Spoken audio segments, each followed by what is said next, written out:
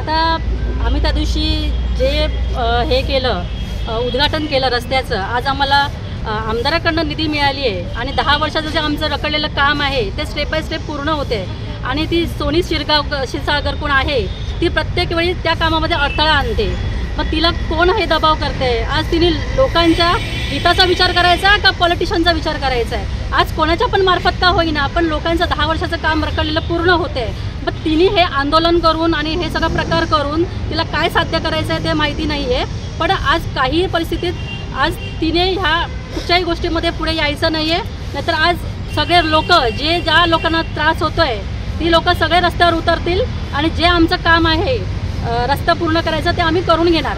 कोण नगरसेवक कुठला निधी आणि कोणी निधी दिलेला कसला निधी आहे? आता माननीय कुणाल पाटील दिनकर पाटील आहेत, त्यांनी भरपूर वेळा पाठपुरवठा केला। आज आमचा हा पाठपुरवठा आताचा नाही आहे, भरपूर वर्षापूर्वीचा पाठपुरवठा आहे आणि आज आमदार राजू पाटील आहेत यांच्याकडनं वेळोवेळी निधी येतोय आणि आज तो निधी येऊन रस्त्याचा स्टेप बाय स्टेप काम चालू आहे आणि आता थोडा पट्टा राहिला आहे तर जो पट्टा राहिला आहे त्यात लोकांना भरपूर त्रास आहे। त्यांचं ती लोक छातीपर्यंतच्या पाण्यामधनं चालत आहेत, त्यांची मुलं बाळं त्या घाणेरड्या नाल्याच्या पाण्यापासून चालत आहेत। आज त्यांचं स्वप्न पूर्ण होत आहे तर मी हिने आंदोलन का करावं? काय आंदोलन करायचं मागचं कारण काय आहे? तिने आम्हाला स्पष्ट करावं की तुझं काय कारण आहे आंदोलन करायचं। रस्ता तर होते मग ते कोणाचंही असू दे काही असू दे। आता तुमची मागणी काय? आता आमची एवढीच मागणी आहे की आम्ही ज्या 10 वर्ष आम्ही ज्या पाण्यातनं नाल्याच्या पाण्यातनं जातोय त्यातनं आम्हाला रस्ता होणे हे आमचं खूप गरजेची गोष्ट आहे आणि तो काहीही करून आम्ही तो रस्ता पूर्ण करणार। आज आमचं 10 वर्षाचं स्वप्न ते पूर्ण होते तर आम्ही कुठच्याही परिस्थितीत आम्ही साकारणार।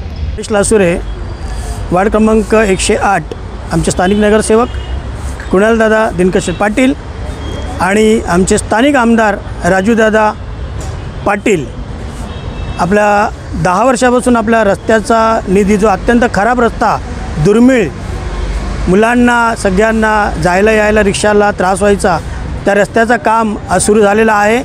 अर्धवट रस्ता झालेला आहे कुणालदादांच्या पाठपुराव्याने आणि 2 दिवसापूर्वी कुणालदादांच्या आईसाहेब शोभाताई मातोश्री यांच्या हस्ते रस्त्याचे उद्घाटन झाले। पुढील गणेश चौक ते पुढचा रस्ता तो कार्यक्रम पार पडला। नंतर 2 दिवसानंतर स्थानिक तिकडच्याच महिला सोनी क्षीरसागर ताई यांनी काल ऑब्जेक्शन घेतलं, मीडियामध्ये लोकांना काही चुकीचं सांगितलं, तर ते तसं न होता ताईंना विनंती का रस्ता हा सगळ्यांसाठी आहे, तुम्ही करा, दादांनी करा, कोणी करा, कार्य कोणी करा, चांगलं करा, लोकांना गोरगरिबांचे लहान मुलांचे हाल करू नका, रस्ता होऊ द्या।